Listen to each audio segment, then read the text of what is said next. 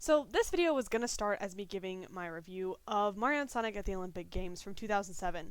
And, well, I didn't get very far before I started derailing from the original point, which is to be a video game review. But that turned into a hefty piece about the franchises unto themselves. So, yeah, maybe this was a video that I need to get out of the way before I can really delve into the Sonic franchise and the Mario franchise's games. And I think that's a good thing. So let's preface this with a bit of history. I think I actually grew up with way more Sonic games than I did Mario. I had a Genesis and a Nintendo GameCube, and later on in my life, a Wii.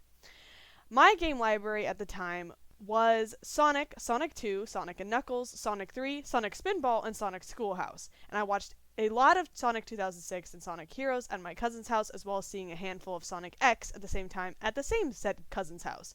Religiously watching Sonic Underground and some of the original television show, even though I didn't really like that one as much. Whereas Mario had the limited selection of Mario Party 7, Mario Kart Double Dash, Super Mario Sunshine, and Super Mario Bros. DS that I would kind of play with my friends sometimes, but mainly just the minigames. And later on, past my much smaller childhood, I had Mario Kart and New Super Mario Bros. For the Wii. I never saw any of the shows or movies for Mario and didn't have any interest to. Nor did I ever even play Galaxy, ever, or Galaxy 2 until much later after the supposed end to the pinnacle of my gaming loyalties. Mario and Sonic at the Olympic Winter Games, which released in 2009. Now, that you see where this is going, I want to give some more background and history on this. This is less of a super factual part of the video and more of my own personal anecdotes and opinions. I will get much further into the meat of and the objectives soon, so do not worry. So growing up, I'll say it, I liked Sonic way more, especially classic Sonic. He seemed so cool, and Tails was so much less annoying when he couldn't talk. I've always loved Knuckles. Correction, I love original Knuckles. The main handful of characters are so bright and colorful and brimming with personality. There are very few of the main classic cast that I can really say I hate. Classic and the old stuff and even the new roster. Yeah, some are annoying, but that's just how it's going to be. But hate? That's saved for special people. The art style is iconic, and especially in the Sonic Adventure two-dimensional artwork, it's to die for. The colors in all the classic games and the pixel work is incredible. And as far as I'm concerned, pretty much unmatched in any 8-bit or whatever kind of game that was that I ever have played. They were flashy in the not Cocomelon way, and it was fetching and iconic and flat-out gorgeous. Sonic's attitude and abilities were just so cool. It was modern in a really mystical way, not too fantasy and not too futuristic. The implementation of terrains and ideas melded so well, somehow despite maybe seeming disjointed on paper, it's all around so cool and amazing, and it's so immersive for your typical side-scroller. The limits of two dimensions were being pushed in such an innovative way, and the music was so cool and classy while being groundbreaking and a very good symbol of the times. Again, in the old games, through Spinball, I loved this stuff. Yeah, Sonic Schoolhouse is a hot mess, and I do not remember actually learning anything from it, and it confuses me to this day what I sat through. More on that in a different video. But Sonic himself, he was so personable. I tried to draw him, and it sucked. I never have mastered that. I thought the lore was cool and edgy, and liking it made me cool and edgy too. Like, Sonic was just cool. Like, he was a teenager, and he was fast. In the shoe game, to die for. In the teams, it was fun, and then we had Mario. So yeah, this is pretty cool. We got a goofy, nearly fat guy and his brother, and nice colors. The music is fine and stuff, and it's like, oh yeah, it's a good game, but I mean, it's no Sonic. Mario? Pfft, that's for babies. It's shallow. And like, where's the personality? Besides, these games aren't like bright and interesting, and none of the characters are funny or fun. Like, they all suck, right? I will say, Mario Galaxy 2 was mind-bending for me, but I didn't have that game yet. We didn't really have games that we played on our Wii yet. And as great as games as Mario Kart and Double Dash and Mario Party 7 and the mini-games on Super Mario Bros. DS are, I'd only played one Mario game, and that was New Super Mario Bros. Wii.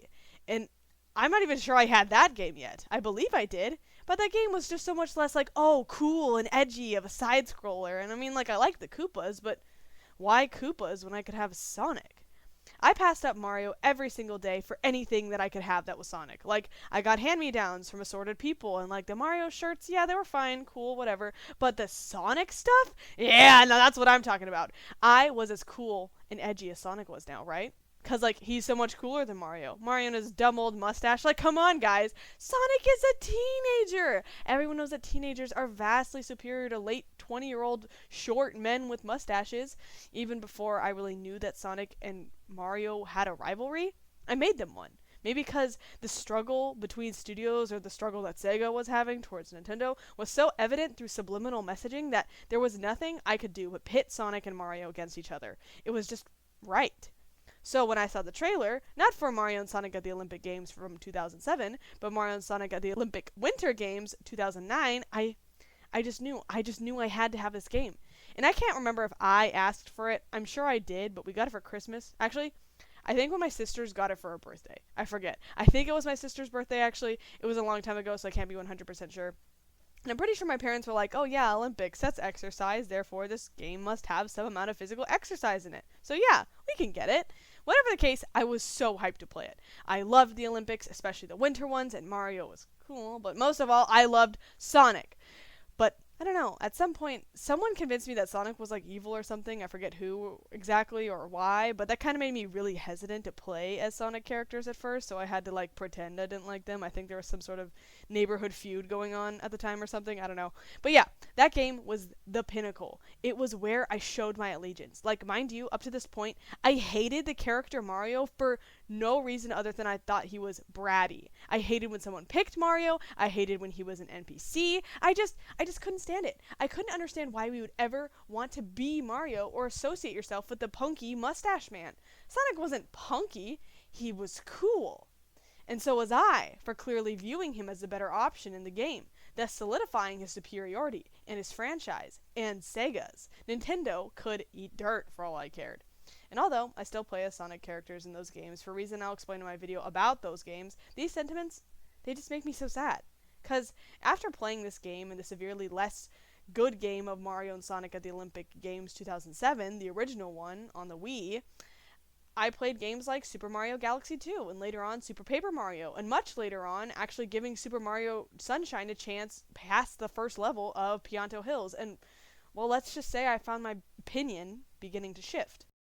Because like I said before, New Super Mario Bros. Wii, it's not really the best Mario game. It's classic, but it doesn't show off Mario like these other games would. And in Mario Kart, Mario Party, Smash Bros., all those genres, like, you have a selection of different characters to choose from. I mean this. Why would you choose Mario in one of those games? Like, I still never pick Mario in those games. Like, when I can be Drybones or Rosalina or Waluigi, like, heck yes. Toon Link or Pit, Mr. Game & Watch, like, in these games, unfortunately, you throw Mario onto the shelf. But do I hate Mario as a character now? No. Why, you may ask? Because I began to actually think about it. You think about it too, because Mario is probably one of the biggest symbols of perseverance and self-sacrifice that there is in video games, even to a girl who may be holding off the DTR a little too long. Mario is loving to his brother. He is always willing to help the world, the worlds, the literal universe. And for what? Peach. And who is he? An important king? A world leader? A super important man of power? A man who has a massive stake in the land? No. He's just a guy. He gets tired. He takes naps. He's willing to go through heaven and the dooms of heck for this girl. And it's simple, but it's somehow so much more effective than so much else. He doesn't complain, and he doesn't give up. The only way that Mario will give up is if you give up. And even if you give up, he's still there. He's waiting. He's waiting for you to open that game back up so he can finish his mission. Like, Mario isn't the quitter. You are. I don't remember which game I was playing through, but I just began to smile at Mario, and it finally hit me that Mario is a really nice person. He's got his interests, and he's not a brat. He's just there.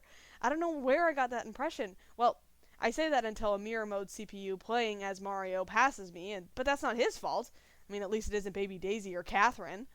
It's kind of funny because they don't even try to push Mario as like this chosen one, or like that he has a special ability that no one else has. The closest we get is the Prince Luma just liking Mario, and that makes sense because Mario's just got those great vibes, and that's just him. And we can just, well, can I just say that every single Mario game is so beautiful. The design is amazing. They pretty much always handle so amazingly, at least all the ones I played. And sure, they may be simple, but when you want to get deep, like, the games get deep. Super Paper Mario was one of the best, most amazing, story-heavy, most incredible games that I have ever played.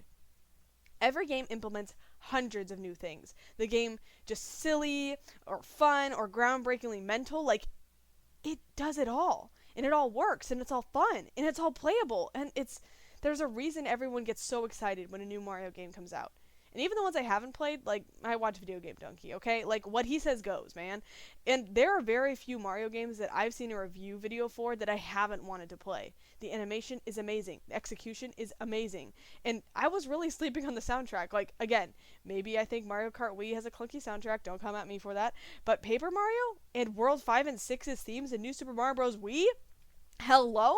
The character design and fluidity, the ideas, the super innovative level designs. Like, I love any game that implements a little bit of puzzles into it, and that's why I love Super Paper Mario so much. But, like, the vast terrains in Galaxy 2, like, there is not. I cannot think of a complaint that I really have about any of the Mario games that I've played. Maybe other than I'm not in the mood for them at the time, or maybe Mario isn't my main focus at the moment. Like, I'm focusing on something more story heavy. Like, those aren't really complaints about the whole thing. Like, I can dislike a level and character, but that doesn't take away from the whole game, because they all look and play really well. The balance of difficultness and fun is good enough that I don't ever give up on the game altogether. I keep playing, and I have an amazing time. I have never regretted playing or replaying a Mario game. I'm never disappointed. There are hundreds of characters to love, and they're all so unique that you can't help but have a handful of the weirdest characters or hear me outs. Every game has a favorite character that makes it worth playing for, and even in New Super Mario Bros. Wii, like the simple game, I'm still hooked onto the one guy. We have that. And then I grow up, and I become a teenager, and I get over being a teenager, and well, let's just go over a couple of things. Sonic changed. Like, even Mania to the OG classic Sonic games, like, I love Mania, but it's still different. In the 2000s game, and the new games, like, it's not the Sonic I knew and loved. It wasn't the building blocks for the Sonic that made me say he was vastly superior to Mario. Sonic was, a good character, and maybe I'll always love my blue blur as a dude more than Mario, but by at least a bit, but I can't think of the last time that a Sonic game has been playable. I can't think of the last time that the game didn't fall short in so many ways. I can't think of the last time a new game hasn't been described as basically unplayable or people trying so hard to defend it because the Sonic earworm brain bug is real. Like, they want a story, but they bend the characters to make it, or they want characters, so they bend the story to make them, or they make such a vast amounts of mistakes, or the fans can't grow up and the developers can't make a game. I have not wanted to play any Sonic game in recent history aside from Mania, and that was nearly 10 years ago, which I knew was going to be the case, but I'm somehow still surprised. The only game I have seen be well acclaimed, and I was tempted to play, was Murder of Sonic the Hedgehog, which is awesome, but if you think about it, that's really depressing. The joke game, not even by the team, not even a Sonic game, really, that was the one that did well. That was the one that drew me in. That was the one I spent hours of my time laughing and joking over with my friends. Like, Sonic Boom is a divisive piece of garbage that I've only heard people aimlessly try to defend. And, like, I've seen the movies, but of course I have, because I kind of promised myself that I would. And they're fine. But I'm really sick of Shadow. The movie Shadow was okay, and maybe only the second best execution of Shadow besides 2006 and Mario and Sonic at the Olympic Winter Games, which is super bad that the Winter Games did a better job with him than the actual mainline Sonic games. But Frontier? Oh, that one's bad, but okay, then pass. Oh no, Forces was horrible, but Infinite. Okay, shut up respectfully. Sonic Prime was so cringy, but it was actually, yeah, not interested. Knuckles TV show? No thanks. Shadow the Hedgehog remake? Okay, if I see that over smooth, Snapchat filtered Maria face with the annoying voice one more time, like, I'm gonna lose my mind. I've only ever liked Maria in the movie, and that was wild. They did something I thought could never be done, because I hate Maria, and I hate that we can't get over her. Sonic Colors, Sonic Unleashed, Sonic Generations, like, I have heard nothing but issues with. No one, okay, the only games I've heard that worked and that people liked were not Sonic Adventure 1, but Sonic Adventure 2, Shadow the Hedgehog, Mania, and past a lot of huffing and copium like Sonic All-Stars Racing. And most of these noobs don't even play the classic Sonic games and act like I'm the weird one because I have. Like, okay, fake fan, or they played Mania and slapped classic Sonic on the butt and called that good. And much less did they have a true experience of playing it on the Genesis. Haha, I'm so sophisticated. Much less did they play Spinball or Sonic Schoolhouse. Haha, they think they're so cool and they didn't watch the monkey video. Okay. clinging to a painstaking franchise that only seems good on paper. Like, I really can't stand all the reworking of trying to make Sonic work. Sonic sorta has never been fine, but you mess with the characters more and more. You try to make me care and read another comic that is garbage, and comics in general are just lame. Fight me, but I don't know. If I'm intended to love something or like something, in order to justify it, I feel like I should be inclined to want to consume Sonic, or want to play the games, or want to watch a show, or something. But you guys, you're just huffing confusion. You can like the characters and art. I do too. Again, I still pick Sonic over Mario in Smash Bros. I pretty much exclusively play as Sonic characters in Mario and Sonic at the Olympic, any of the games. And that's fine, but your aesthetic and nostalgia in overblown and distorted character personalities or fandom misshapen character representatives cannot save you. I believe, objectively, with all my heart and intellect, that Mario is just better. Maybe he wasn't always. I really think Sonic had the jump on him in the 90s with your TV shows and everything, but you lost it. Your graphics, your ideas, your everything got punted out the window.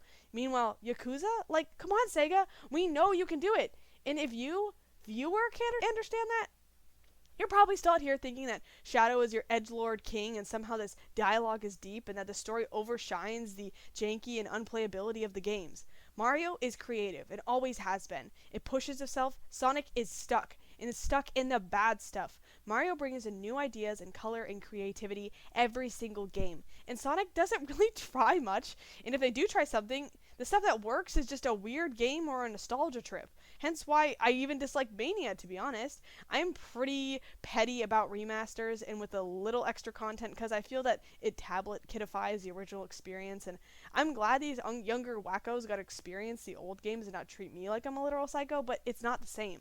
And I don't want to say that Sonic is uninspired, because like the characters, lore, and designs, they're all cool. That's about all. The executions suck. The dialogue is embarrassing. It is trying too hard, and like it never plays to the original strengths or anything of the franchise. And if you love it for the dialogue and plot, that's kind of embarrassing unto itself. But Mario is just amazing from all turns. They do a million things and hardly ever miss, whereas Sonic does a million things and sometimes hits a little. But we keep playing because we're stupid. Like, we need to stop kidding ourselves. We need to stop lying to ourselves. We need to stop making excuses for a long-term garbage boyfriend that has been disappointing us, dragging us along. We swear he'll change. We'll try to fix him. We fantasize about someone who he never was. We make excuses and continue to indulge him after he starts getting hooked on a new drug, changing his style from buckles to spikes to rap tape and thinking that it changed him. Him going through his 80th rebrand and somehow looking worse than before, dieting and undieting and never delivering and making us do the work. Like, why are we still making excuses for this? Why do we still call Sonic better? Why are we still so attached to this? Nostalgia? Does designs that look crap in game? I am not joking when I say this. We, Sonic fans, need to respectfully grow up a little.